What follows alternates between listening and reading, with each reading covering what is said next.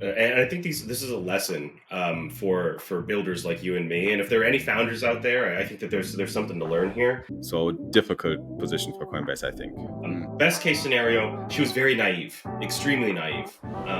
It all starts with a banana.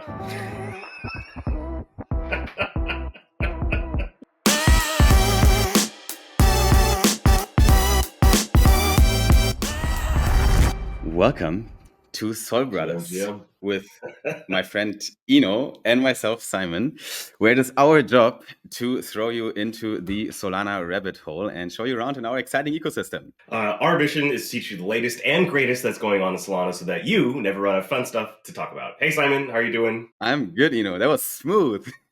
I know. It's the first time that we got it on the first take. We're getting better at this, This is episode number 7 of the Sol Brothers podcast that we're recording today. And yep, we started last time to do this live in a live stream format as well. So whoever listens to this in a podcast format or on YouTube, when we did this here, it was also being live streamed on the Sol Brothers podcast channel on YouTube and on my personal X account as well. And I think, maybe starting from the next time, we can also just live stream it on your personal X account. Why not? Oh, yeah, absolutely.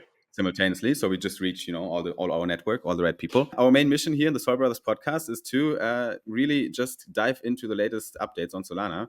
I want this to be that podcast that you pull up every week to just get a quick overview of what happened, so you don't miss anything, because so much shit is happening. You just told me a few bullet points that you want to cover today. I was like, what? When did that happen? Like even I don't see all these things coming. So we need something like this on Solana. We need a podcast like this, right? This isn't hyperbole when I say this, but this is legitimately my favorite part of the week because, I mean, who the fuck am I going to talk about this shit with? My wife? So like, all of it, like I have all these private thoughts about like what I think about all these developments, and so it's nice to have kind of an outlet where I can actually share some of those unfiltered thoughts. That's totally right. And then also for us, like we're at least I am pretty nomadic, right? Like I don't really have a base, so I'm always traveling around, and I don't hang with the same crypto people all the time. So most of the time, I actually don't have people in my IRL life around me that are in this rabbit hole here. So I have to talk with people online to kind of, challenge my thoughts. So I would recommend to maybe first take a quick look at what the price is doing, right? We usually start with that. Just a quick update on what Solana is doing, what Bitcoin is doing, where we are today. So Solana is trading at $229, almost $230 at the time of this recording on the 9th of December. We're getting closer to Christmas, It's crazy. Time is running. Yes. December usually, for Bitcoin at least, is a green month, if I'm not wrong, if I'm not mistaken. So we are usually seeing more green candles on the monthly chart than red candles. If you look in the years back on the December, Q4 in general is a good month for crypto in general. Could this be the same this month? We don't know yet, because we've been going sideways pretty much since end of November, so more than 2 weeks now, where Solana, for example, consolidated between the $250 mark and the $225 mark. I personally are tracking the $220 level as long as we're kind of holding the range between 220 and 160 all the way down to 164. As long as we're holding this level, my main scenario is bullish and upward, right? So can we see more lows going forward in the next days? Yes, we can. I think we could dive 1 or 2 times more deeper. But as long as we're holding the $160, $170 level, I don't really see a scenario that could indicate that a top has been in place, right? So the last top we saw on Solana was $260. And I think that's not it. We can climb a bit higher, because we actually touched almost perfectly on the all-time high of Solana from the November 2021, which is pretty crazy. So we touched that end of November this year, and now we're going sideways, which is a very natural behavior, because obviously there's a lot of take profits at the old all-time high level, and obviously there's a big kind of sell wall as well in the levels of, let's say here, 237-ish, where we have a lot of volumes, both buy volume and sell volume, but that usually indicates that this is a sticky level where we can see sideways movements, which is exactly what's happening right now. So yeah, I think that's a good update on what's happening price-wise. Bitcoin, I don't need to talk a lot about because basically the same is happening. We reached the 100K level, we broke it. We already covered that in the last show. And we then bounced back from 103,000 and didn't break through there. And now we're basically going sideways. And I also expect here more bullish momentum as long as we're holding approximately above the, let's check. I think it shall be the 97,000 level is my first target. As long as we're holding this level, I think we can see even in the short term more upside momentum.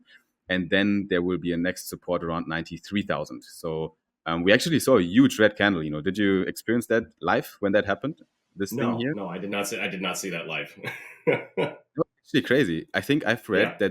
that there were more liquidations than during FTX crash in that candle, Wow. which is yeah. I think the reason why is because we're just in a super bullish, momentum. We just went up to a new all-time high, 103,900, almost 104,000. People had, were positioned long, and then a little bit of sideways movement, and then this huge red candle happened, which is actually quite big. I was literally sitting looking at my chart when it started, and I was like, wait a second, where's this gonna stop? Where are we going? And I was like, what? And it went all the way down to 91,000 and recovered within probably like a couple minutes. So the Good candle, old the daily, fashioned dead cat yeah, bounce over there. yeah, exactly. You went straight up again. So I think it was just a bit of price manipulation. Some large holders dumping their bags. Probably just wanted to grab some liquidity down here, trigger some liquidations, and then move forward. So that's why I'm still bullish. I don't think this was a indication or something that the top has been in place. So yeah, that's what's happening on the price front. Nothing too surprising, right? Markets are right now doing what they do. Finding the new all-time high. It's just a very hot zone that we're in right now in terms of prices. I mean, January is usually way more bullish than December, right? So, I mean, as long Mm. as we hold these levels for at least another couple of 3 weeks into Yeah, the holidays, I also think legitimately a lot of trading slows because all the Americans are enjoying the holidays, right? right. So I am That is very much good. looking forward to January. And you know Yeah. what, guys? Like, I think people, a lot of especially new traders or people who are just joining the space, when they hear bull market, what they imagine is up only forever every single day, and that's just not. I mean, you could still be trading sideways and even be trending slightly downwards and still be very much in the middle of a bull market. What have been your kind of like your past experiences with bull markets, and what advice would you give to retail traders that might be freaking out that this is their first bull and they're like, yeah, I thought this was a bull market. It's the same as yesterday. It's like, well, Mm. Yeah. 100% hang in there, take some time. I think we're still far from seeing all-time highs.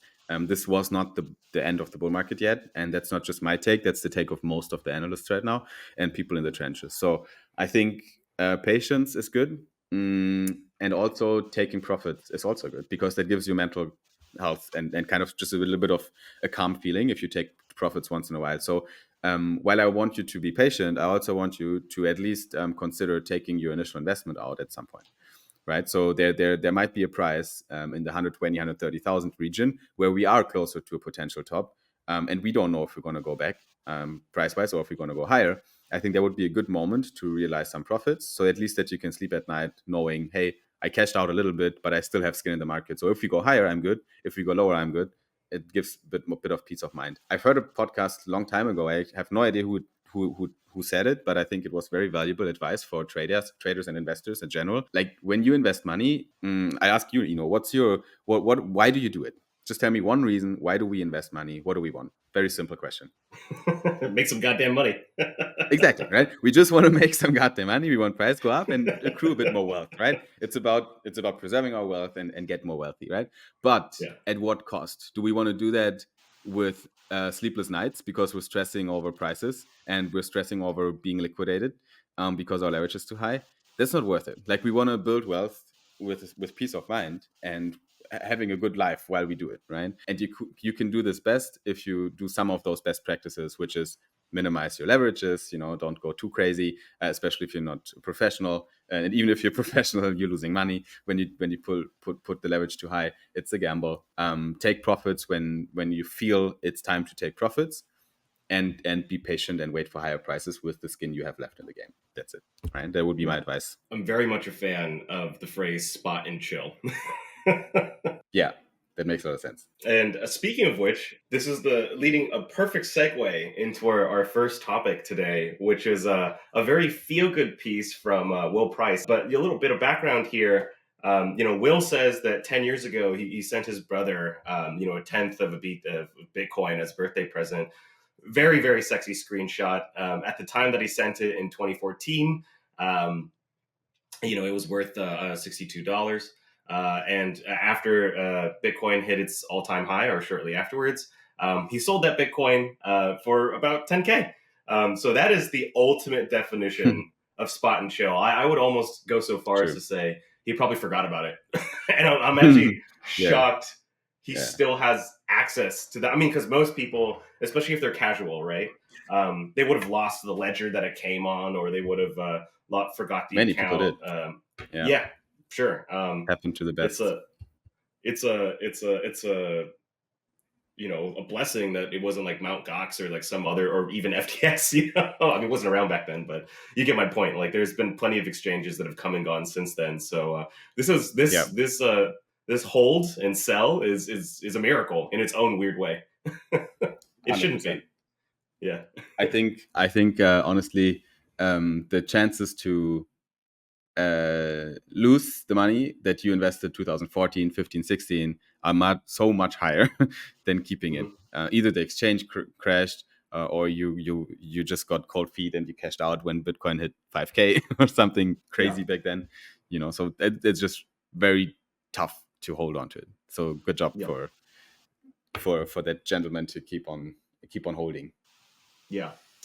Speaking of which, I think that takes us very nicely into our second topic of the day. So that was a nice little feel-good fluff piece.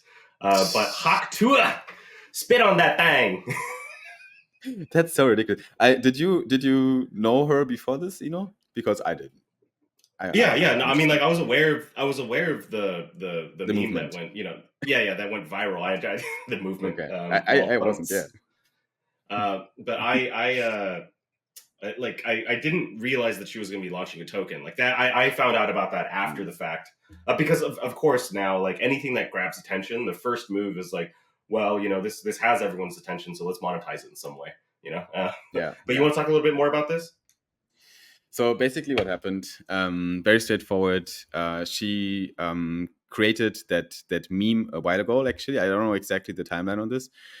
But Haley Welch was not really a celebrity or anything. But then there was a clip recorded where some gentleman asked her some question, what's favorable to do as a female during intercourse. I was just trying to formulate this in a good way. And she said, Hawk Tua is something you have to do as a female to make the man excited, which implies spitting on something. So just breaking down the backstory. Okay, now that's it. That's all that happened. And this little clip, you could just say blowjob. It's fine. She's explaining the onomatopoeia of a blowjob. You got my back. Now this happened, like I said, a while ago. It went viral on TikTok, and then this Hawk Tua kind of meme was created on TikTok first, right? Now some person must have approached her and told her, "Hey, you know what? You can make a lot of money if you create a meme token based on that meme, a meme coin." So that was probably not her idea. I'm 100% certain that someone approached her and also managed the whole thing, right? She didn't set up the pools and she didn't set up the accounts and everything. Obviously, she had someone doing that. So I also don't know how involved she was in the rug pull personally, as we don't know who was behind this really. She was just the face and the meme of it. So long story short, she decided to launch a meme coin, announced it publicly, and it went pretty wild, as we see. It reached kind of 50 million. No, it reached 400 million market cap. Half a billion, maybe. Half a billion. Which is pretty good for a meme coin. But I think the graph we see right now on the screen also shows that this was not a healthy candle, because it went up and down in a classical rug pull. Why? Because I think it was more than 90% of the tokens were actually held by insiders. There was a bubble maps analysis that has been taken where you could see actually what happened there. And even though she claimed that the team is not selling any tokens, if you look at the bubble maps, you saw that actually everything has been sold, from team allocation, KOL allocation, and so on. So yeah, long story short, that's what happened. The token ripped and the token wrecked in a short while, and now there's a huge shitstorm. Especially because she said, "I will put a public statement out," and she went into a Twitter space, and then she posted, "Oh, actually, guys, I'm tired. I'm gonna go to bed." And then the Twitter space was live, but she didn't appear because she was tired and went to bed. And people were like, "What the fuck?" Like, I just put all my life savings in there. People actually, like, I've read some stories, like someone supposedly went homeless after this because he invested everything. Obviously, bro, that was a mistake. You should never do that with a meme coin. So that's a bit your fault as well, brother. But obviously, she should at least give some statements, and she didn't react in a kind manner to the whole scenario. So I think that's what happened, and why it Yeah. caused a lot of shit on. Yeah. So I mean, couple thoughts here, right? So Yeah.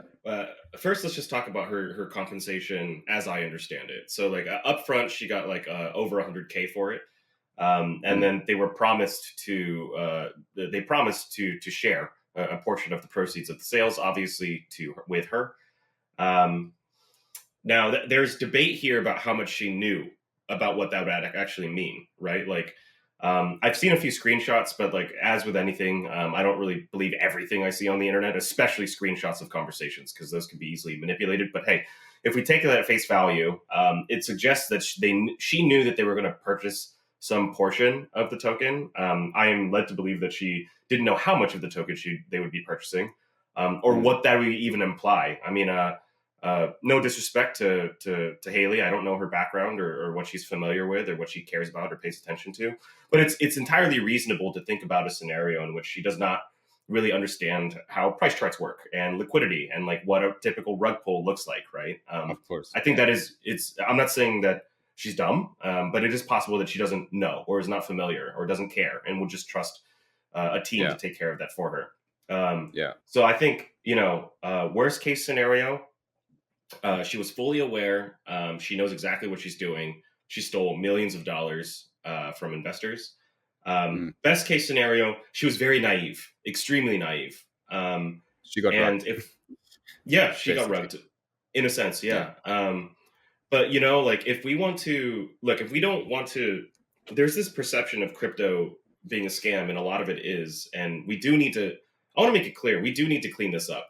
I don't think it's sustainable for our industry to operate on this kind of level for another decade and expect people to take us seriously. Like either we need to self-police or we need to be regulated. And I know nobody wants to fucking hear that, but it's true. And so like there's degenerate gambling is fine until you look at it at this level, but I totally agree with your point, which is that you made, is like, dude, you put your fucking mortgage into a meme coin. That's not anybody's fault but your own. That's not Haley's fault. That's not even the devs rugging. I mean, it's a shitty thing to do, but it's even fucking dumber to put hundreds of thousands of dollars on a meme coin. I have literally zero sympathy for these people. They allowed their greed. And I know that they're hurting right now, and I've made very similar mistakes, and I learned very painful lessons. But that's the government doesn't need to fix that for me. I need to get control of myself. Like that's a if you believe in self-determination and your right to build a better life, you also have to look at the flip side of the coin, which is the ethics of responsibility. So don't go pointing fingers. Look at yourself. Yeah, I agree. Yeah. So, a lot of variables in there, but I think investor protection wouldn't harm this space as well, especially when big public figures that are pulling in a lot of new eyes on crypto are doing things like this, because she was a TikTok influencer, not a crypto KOL. So her audience just have no idea what the fuck is happening here. They don't even know what a rug pull is. So I do have to, also take the other side and say that we could use some investor protection here. Yeah. So far, no one really had great ideas to do that. But let's see next year if the SEC has some good ideas for once. on these things. It takes so much time and effort to convince someone that crypto is a good idea, and all it takes is one simple rug pull for someone to get completely turned off forever. And that's like another customer you will not get back for a very long time. So, I mean, it is net negative for the ecosystem. We need to fix the shit, bro. Yep. Lots to do. Let's talk about some Solana ecosystem updates. Shall we start with the, shall I call it Coinbase dilemma? Yeah. So there's, Coinbase is catching a lot of heat for what seems to be internally sanctioned Solana FUD, right? So one piece of FUD is that on their website they say it takes, especially when you're selecting which chain to use, it takes like 40 minutes to send a transaction through Solana. I mean, hundreds, thousands of people have sent money to their Solana wallets. It's always available within seconds. That's categorically like a bald-faced lie that's been talked about forever, right? Also, just seems like, balances, withdrawals, deposits are slow, and it has nothing to do with the network itself. The transactions are confirmed. So, there's a lot of, I guess you would say, kind of like hate towards Coinbase, especially from the Solana community. And Brian Armstrong's feedback, you can see it right there. Hey, great feedback. We're hosting an exec team meeting discussion about this on Monday. It's gotten a lot of flack as well. It's kind of like, okay, all right, just a little, you're going to guys jerk yourselves off at that meeting or what? He wasn't aware of what he was writing on Twitter. Because you can't, like, that, the sentence itself is okay, right? You can tell that to your buddies at Coinbase in the office, but you can't write it publicly on Twitter below a post like this. That, of course, it's going to be picked on. So what do we expect from Coinbase to do? Like, what is the Solana ecosystem's reaction? Like, what do we want them? What do we want Brian to publicly say instead of this message? I don't really give a shit what he says. I'd love for him to post a picture of a roadmap. Right.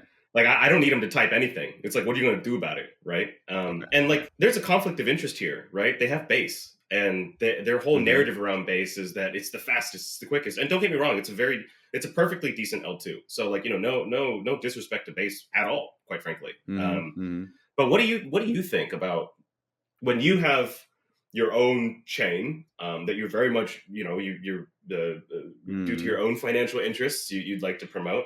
Would you take one of the world's most popular chains and kind of bring it down to size in its market? Well, what would you do? I'm just, or what do you think about that? If we take a peek inside of the Coinbase organization, we can imagine the conversations they have about Solana, because obviously it is the competitor to Base, I would say.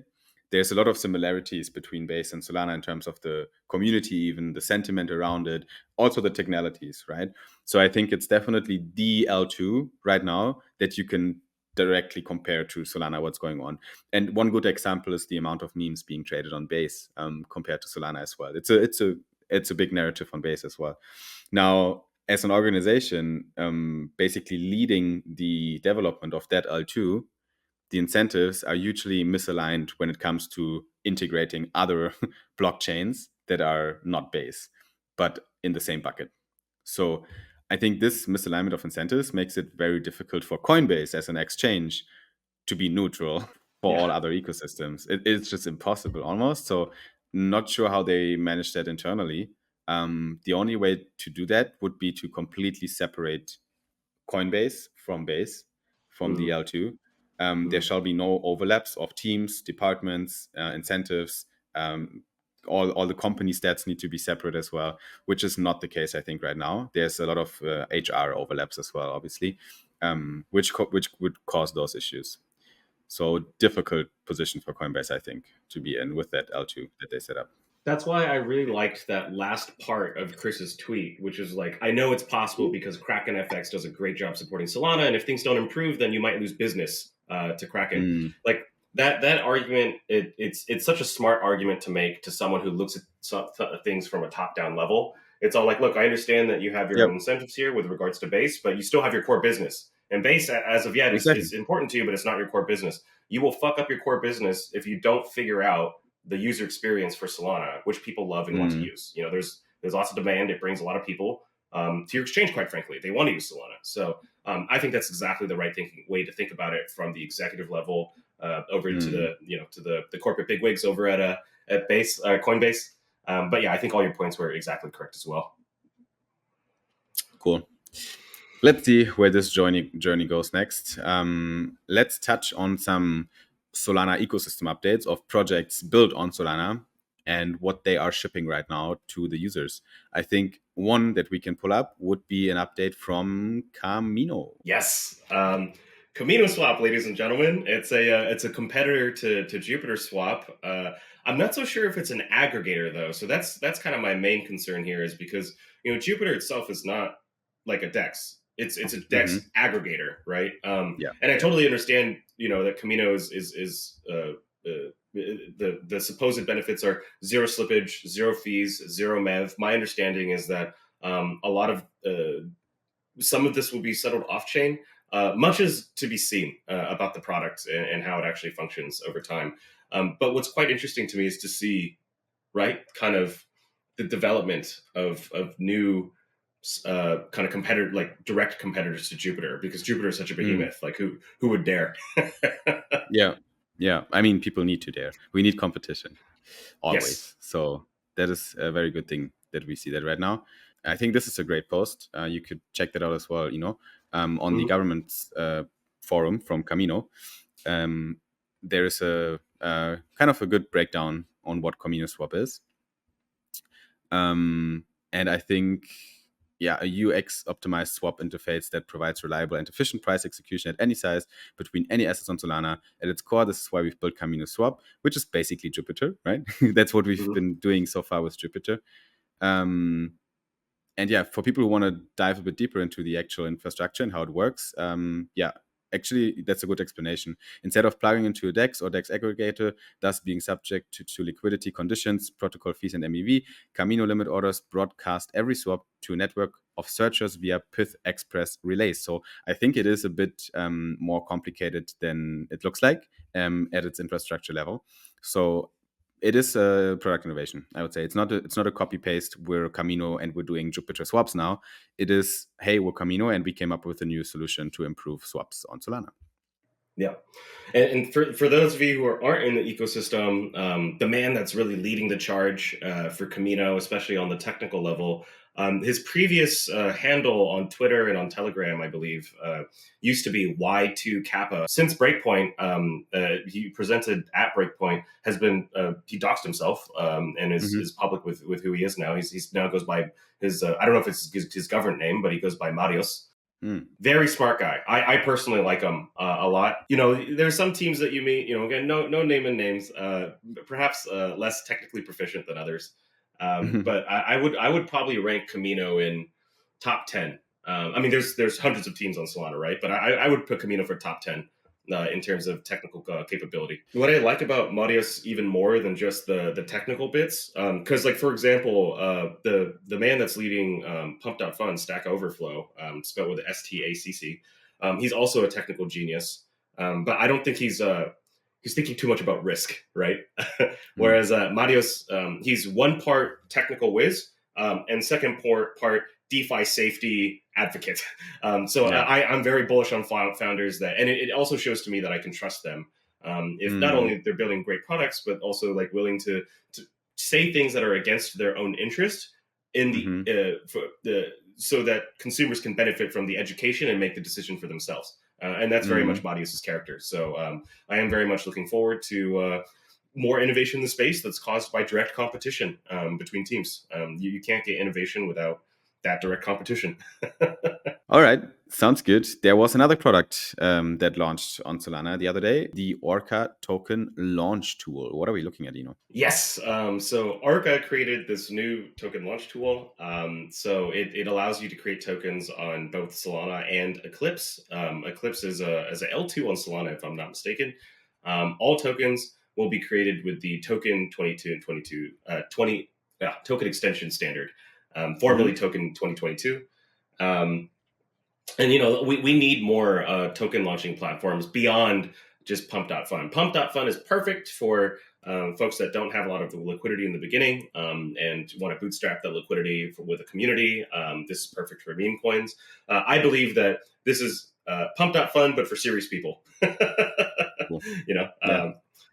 So their key selling points is no coding skills required. You can also fully customize the parameters of token extensions. Token extensions come with amazing properties. So some of these properties include the ability to pay out yields with rebased tokens.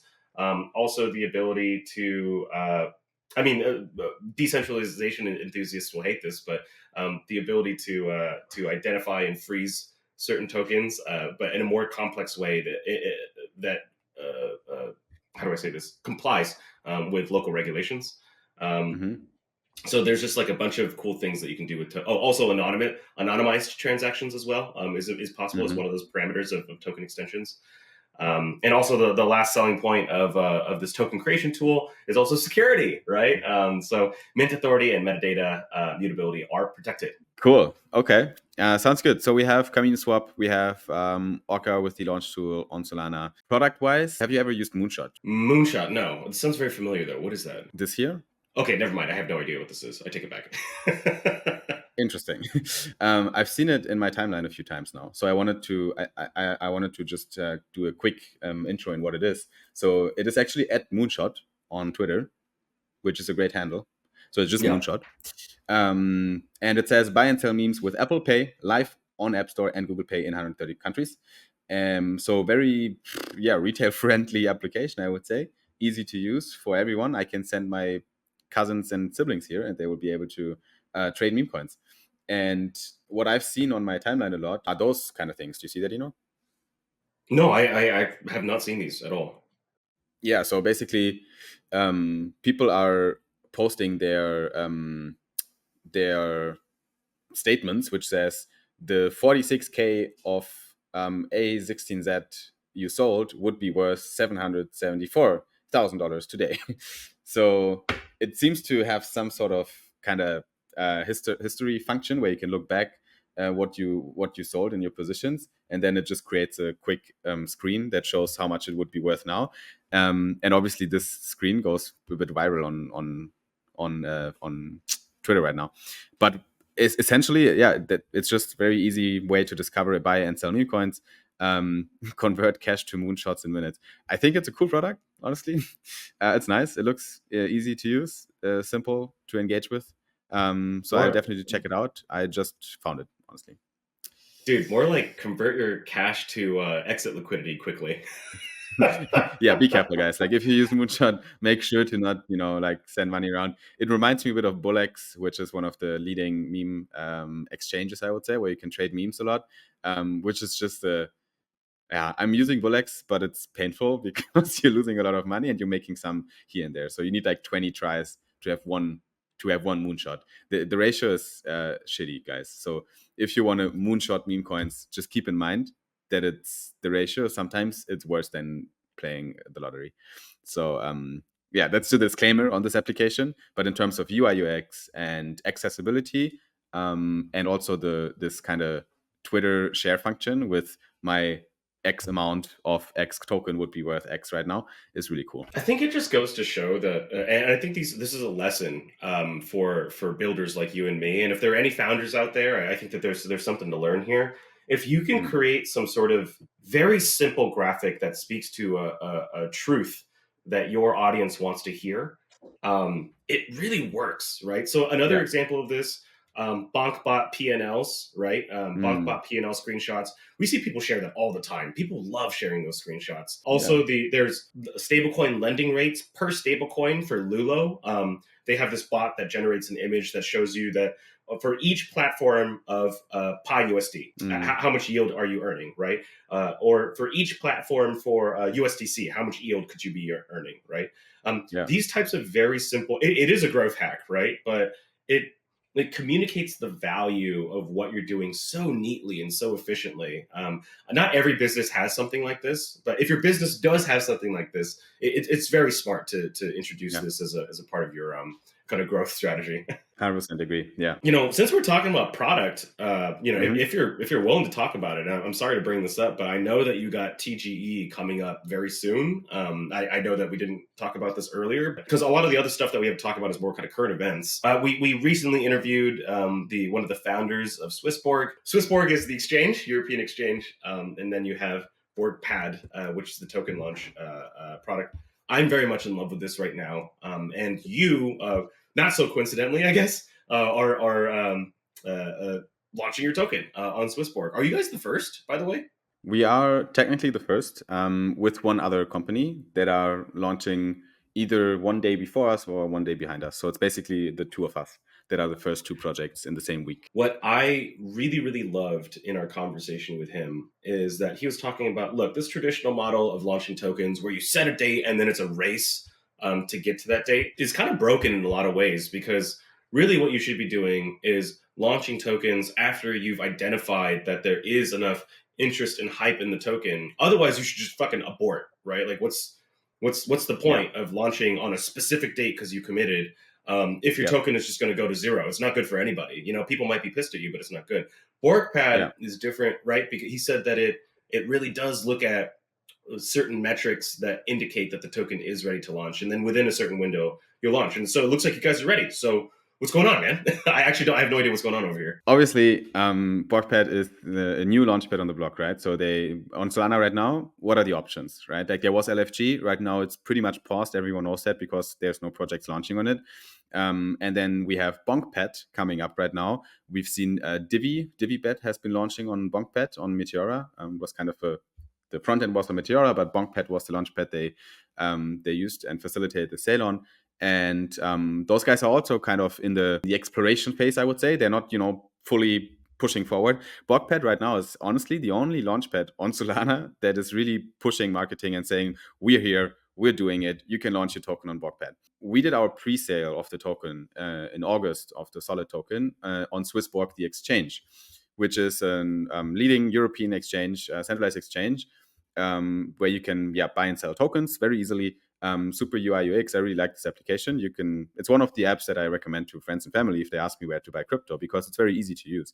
But it's a SEX, right? So BorgPad has technically nothing to do with Swissborg, the application, but it's obviously built by the team of Swissborg, just to make that clear. Now, what's happening with Solana ID? We are, like I said, one of the first projects actually launching on BorgPad. And this is going to happen on the 19th of December. We just announced that date on Saturday, so very recently. So the date is out. It's a fixed price launch. So you set your valuation. It's going to be a 20 mil FTV. And then BorgPad opens in tiers. So there's different tiers that get first access to the sale, then other tiers. So to make it easy, you can, for example, in our case, it's customized to each project. In our case, there's solid priority pass holders, which minted the priority pass, the Solana ID priority pass, when it was live. And those people will get first access to the launchpad. If we have enough buying pressure from these people already, then technically we could already sell out in the first hour at 5 p.m. UTC. If we don't sell out, the other tiers unlock step by step in the hours after until the public sale happens at 8 p.m. UTC. If there's still overhanging demand. If there's no overhanging demand, as soon as this sells out, the public sale ends, and then the pool on Radium is created immediately. And this page, the BorgPad page of your project, redirects directly to Jupiter, where you can buy the token on the DEX, right? So very straightforward in terms of how it works, in my opinion. What's new to our ecosystem, I feel, correct me if I'm wrong, Eno, but I haven't seen it before, is this whole idea of whitelisting your wallet and committing funds prior to launch. Because that's what this page is doing right now. So you're basically checking if you have eligibility for a tier, and then you can whitelist your wallet for that tier to make sure that you get access. And whitelisting happens by expressing investment interest. So you're literally putting in a number. You're telling, okay, I'm prepared to buy $2,000 worth of Solid once we go live. And then we are tracking those commitments. This is what you referred to when you said, okay, BorgPad actually helps the project to evaluate if we're ready. So we're tracking those numbers, and we're also, with the help of the BorgPad team, doing a pretty sophisticated analysis of the wallets that committed the money. So we know outliers to single them out. If someone commits $500,000, probably he won't like it's not even possible. You can only invest 2K, right? So we're putting the outliers outside, and we're also looking at the wallets themselves, and we analyze how much assets do they hold, and is it realistic that they will actually invest that much money that they committed? And then we have enough data at hand to say, okay, we're pretty confident that we're going to sell out at 250K in our case allocation, with the interest that we see committed to the Borg pad. So that's how it works. If people want to check it out, it's very easy to find at BorgPad HQ on Twitter. You can follow them, and look forward to the upcoming launches that are happening even after Solid. Obviously, from a visual standpoint, looks very different from a vault, right? And it conceptually, to me, it also feels the same, because like in a vault, essentially you have like this set valuation, and then you're buying the tokens out of this vault, and you're very much committing, right? This I there's something in my gut tells me that there's something here that's functionally different, but I can't articulate how it is different from a vault. So do you mind helping me kind of clear up that confusion?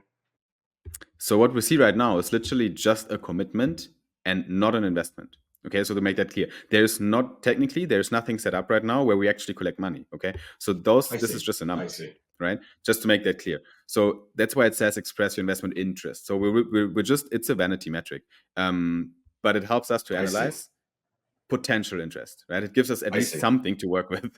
If that number doesn't go up, we know, okay, somehow we're lacking momentum.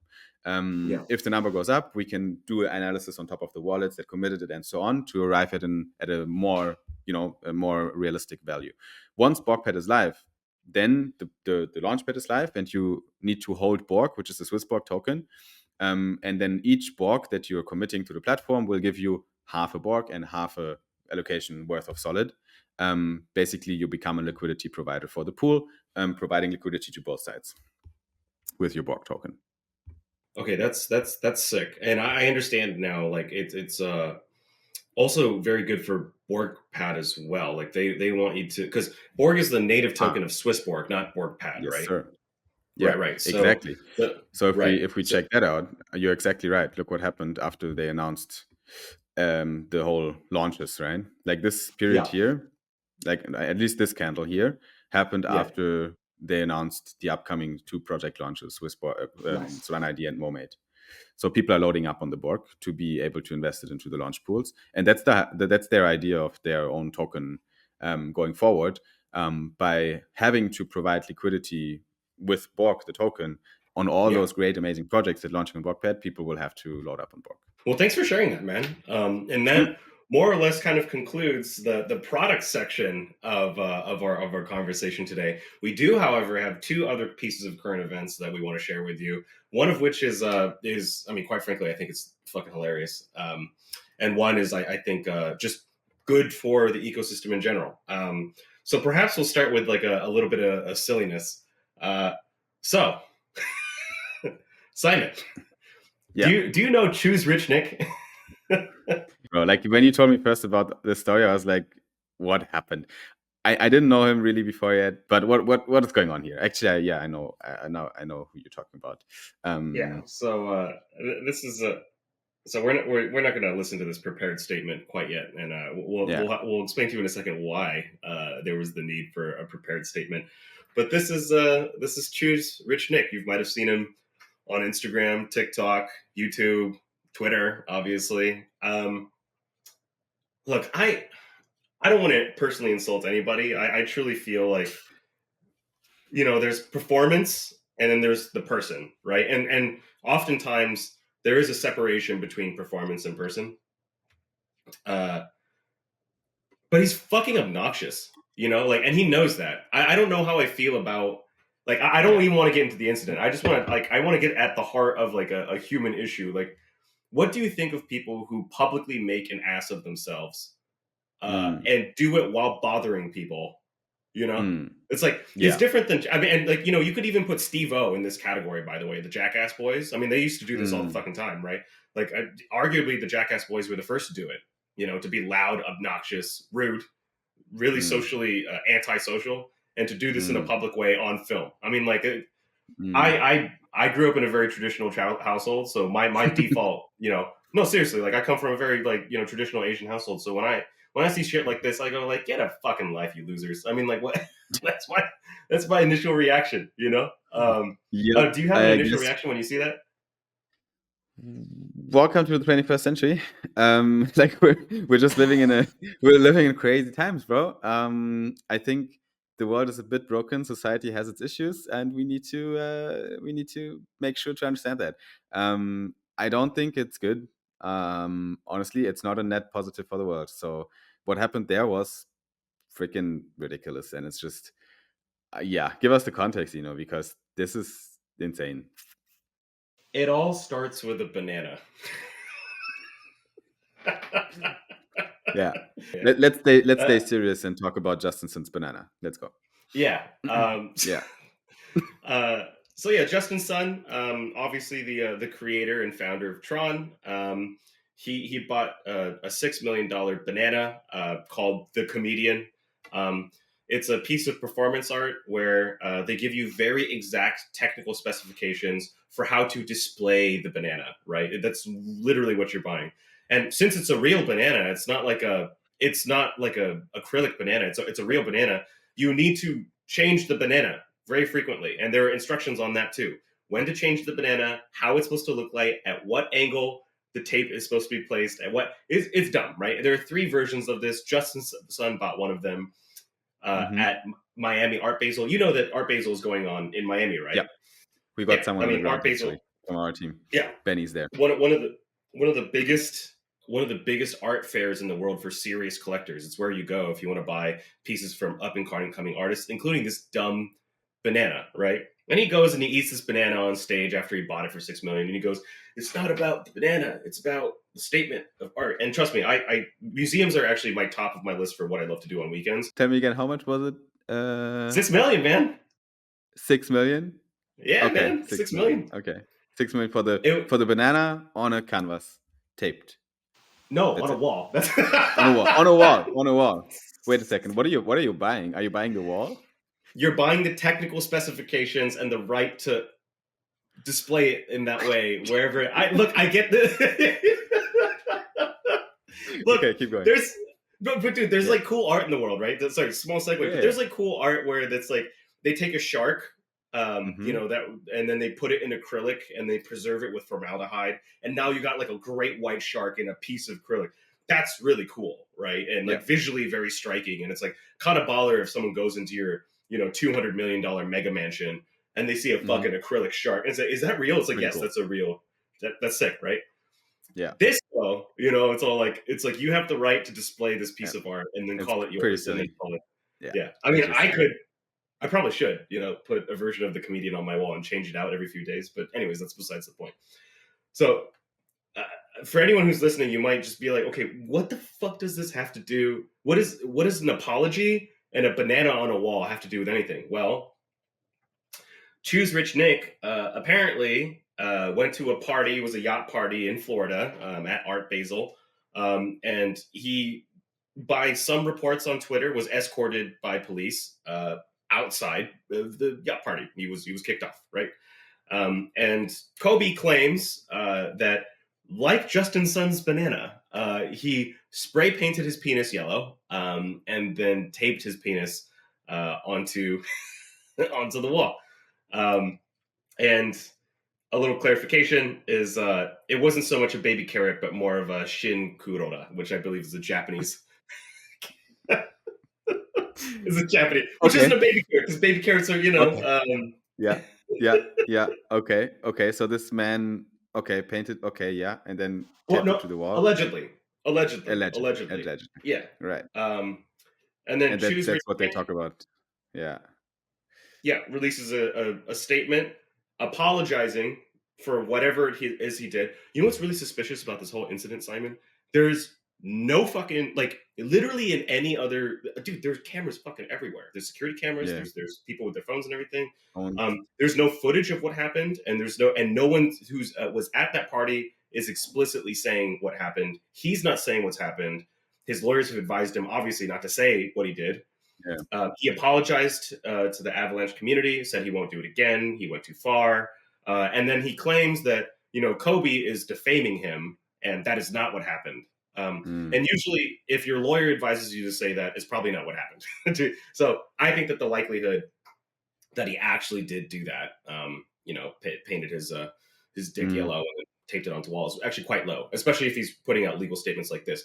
But what's fucked to me is that there are claims that he sent out legal notices. I don't know if it was him or Avalanche, but somebody sent legal notices to all participants, which is why it's so suspiciously silent online about what happened. And I'm not so sure how I feel about that.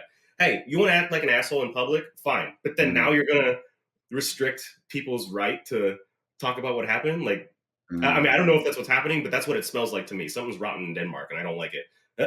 but then if it didn't happen, maybe that's why they don't want it to be publicly out there. You know, like if nothing happened, if he didn't do it. Well, then say what it was. Own up to it. Be a man. You know what I mean? Right. And then here's theory number 2. So this is a cropped photo of someone peeing at a bar while he's speaking to a bartender on the other side. Yeah. Not very conspicuously, the head is cut off, right? So that's tip number 1. This is not choose Rick Nick. This is not. Yeah. You know, that's not the situation. But this is another theory that he was urinating somewhere. But again, you know, I feel like by not saying, well, I mean, you know, it cuts either way. If it's really fucked up and he says what it is, then, you know, canceled. There's this thing, you know, in crypto, like especially on crypto Twitter, whenever there's something crazy happens at a party, in an IRL event, you remember we covered the Gizelia party, you know, very first episode of the Czar Brothers pod. I've seen pictures of people drunk on the street, you know, laying on the floor in front of the club, all crypto people, right? Crypto events. And then people are always loud on Twitter, oh, I hate you know, that's not what crypto stands for. That's not what we stand for. Yes, true, it is. But humans are silly. And not just crypto humans are silly. All humans are silly. And they do fucked up things, not only in our industry. I think that sometimes, to put things in perspective, I like to put on a different hat as well here and let people know that also in other industries, fucked up things happen, right? Like there's parties in sectors that have nothing to do with crypto where people go very wild and a lot of fucked up shit happens that we shouldn't be proud of as the species of humanity. But it happens also in crypto because it's also humans. But then here, people make it sound like, oh, crypto people are so bad because they do that. First of all, we don't do that. It's like a few black sheep that do that. And secondly, in other industries, we see these behaviors as well. And people can point fingers to those individuals as well. So it's not a crypto thing, really, in my opinion. Dude, it is, though. Like, what is the choose Rich Nick of banking? There's no banking Twitter. Sure, there's... yeah, LinkedIn. Sure. We just have the crypto Twitter phenomenon. It's just that we boil up things a lot and we make them... things go so dramatic. You know, you saw that post that you just showed me with you don't pull it up again, with the man peeing, but it said, post literally said breaking news and then alarm bells and then Nick O'Reilly, you know, like, okay, you know, like calm down. Yeah. Like, I don't know. I feel like our way of, you know, publishing news is sometimes a bit over the top. Like I've written extensively about attention whoring, you know, online. Yeah. And just here's my point, guys, is look, you as a human have the right to do whatever the fuck you want to do. It's a free society, right? But then one thing that's great about the human species is that we're social animals. And so we take social critique. Like, you can act like the biggest nonchalant, you know, douchebag in the world, but on the inside, you're listening. Whether or not, you know, the people who say they don't give a fuck are precisely the people who give a fuck, right? And why are they doing all this attention, you know, grabbing behavior? It's because they want people to pay attention and to like them, and they thrive off of positive feedback. And so the worst thing that you can do to someone who craves attention is to ignore him. But if you can't ignore him because he's all over the goddamn timeline, the next best thing you can do is tell him that he's a fucking idiot and to straighten up. And I think that, you know, I'm half expecting Choose Rick Nick. I mean, he's not going to see this, but like if he does see it, to come to me at Breakpoint and be like, I heard you have a problem with, you know, but I think it's good. I think it's good for us to provide corrective feedback, right? It's not like we shouldn't say anything. Like, we definitely should say something because we need to give these types of people who so desperately crave some sort of positive attention, we need to give them negative attention, right? And make it stressful for them to a point where they need to talk to some lawyers, right? And the reason why you need to do that is so that they'll shape the fuck up and wake up, you know, and not be such fucking assholes about it all the time. Sorry, I'm very opinionated about people who don't draw clear boundaries around what there's. when you're pushing the edges, obviously you're taking a gamble, and you got to get spanked a little bit when your gamble doesn't pay off. That's just the way the cookie crumbles. I don't say he's a bad human being or whatever, but like society and human beings need to give people like this corrective feedback. And it happens right now on crypto Twitter. That feedback, it's being, it's being given to him loudly. All right. Anything else? Yeah, we got our last kind of like cultural update, and very excited for this. The one of the investors who's involved with a fund called Multicoin, his name is David Sachs. He's a investor of Solana projects, including community favorites such as Hive Mapper. But yeah, Dave is working on that, invested in that, and he has been appointed into. I don't know if he's in Trump's cabinet. I don't think he's in Trump's cabinet, but he is the so-called AI and crypto czar. So clearly, AI and crypto are of deep strategic importance to the United States. It's important for, as an American, it's important for us to maintain dominance. I mean, if we want to stay a global world power, it's important for us to maintain dominance in these fields. Despite the fact that I'm a Democrat, I can admit that previous Democrat-led administrations have not been so great in supporting AI and crypto initiatives. It's very much big tech has been approached with much suspicion. So it's great that we have a president that, despite my misgivings around Trump, it's great that he's appointed David Sachs as an AI and crypto czar. That's dope. Yep. Yeah, it's pretty good. So Jason is David on Twitter, just to make that clear, right? Oh, no, is it? No, isn't that his co-host for the All In podcast? Okay, got it. That's possible, yeah. Right. Okay. So this All In podcast is being run by Jason and David. They've been doing this since a while. They're covering like politics, tech, entrepreneurial kind of endeavors on their podcast. And now the actual Donald Trump announced this on his Twitter publicly, right? David Truth Sachs Social. Yeah. That right-leaning conservative cesspool of so right, like, there's like Twitter, then there's like Blue Sky, and then there's like Truth Social, and like they're all kind of their own things now. Is this on Twitter or no? This is not on Twitter. This is Truth Social, yeah. As you can see, retruths, whatever the fuck that means. Yeah. I understand. Okay, but anyway, I think for the industry, that might be a good thing if we see a bit progressive minds in the White House that are pushing crypto forward. That is pretty bullish, no? Yeah, no, extremely bullish. And I mean, you come from the Ethereum ecosystem. You've been listening to Bankless podcasts for, I was about to say your entire life, but that would be almost hyperbole, but for your entire life, right? And so he was invited over to the Bankless podcast, David Sachs, after he got appointed the crypto czar. There was very quickly a bunch of backlash online against the Bankless co-hosts, saying like, well, now that he's Solana aligned, do you want to invite him to the podcast? Which I think is, it's, come on, guys. It's fine to invite people. They've done it before as well. Like they had Anatoly on the pod. Like they cover, they cover Solana content as well. They just like to put it in perspective to Ethereum. And then they do this kind of, this versus that, right? That's what they like to do.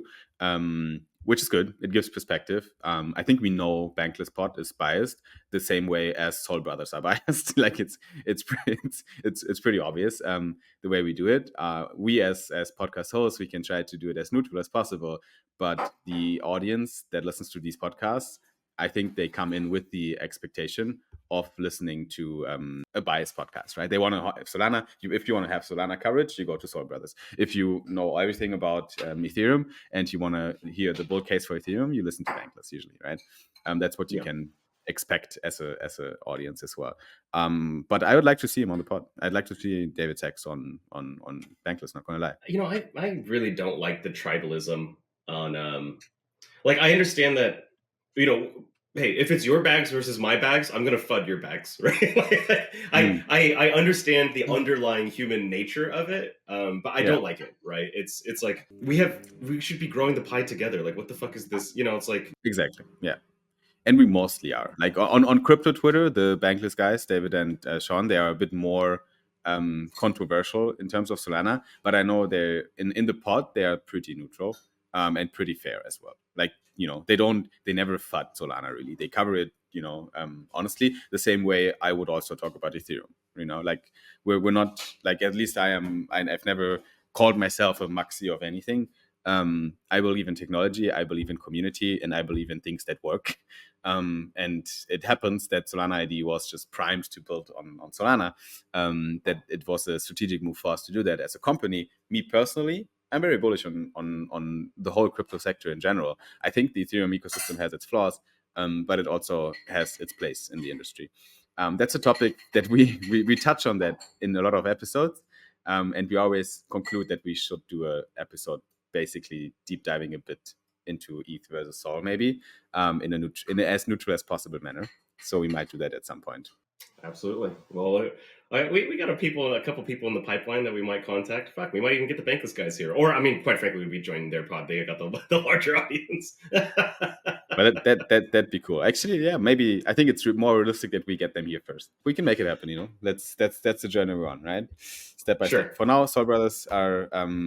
I think we're establishing this podcast as a podcast that is the go-to destination for people that want to learn about Solana, and that's what we do here. We did it today again. I hope we gave people a good overview of what's happening. Is there anything else you would like the people to know before we wrap up this pod? Nah, man. Like we've covered a lot of fun stuff, and what's crazy is that we recorded our podcast late last week. So like it's only been like 4 or 5 days since the last recording, and still like this much stuff has happened. It's too much. There's so much stuff going on. For sure. That's why we keep the cadence. We're going to do the weekly recordings and the weekly live stream. So everyone who was tuning in into the live stream today, thanks for joining here as well. And if you're a podcast or YouTube listener right now, keep doing that. Tune in as much as you can. Subscribe to our channels, like the videos, help us to reach more people because we're just getting started here with these Sol Brothers. So it was good to talk to you. As always, thanks everyone for tuning in and see you at the next one. All right. Adios, guys. Take it easy.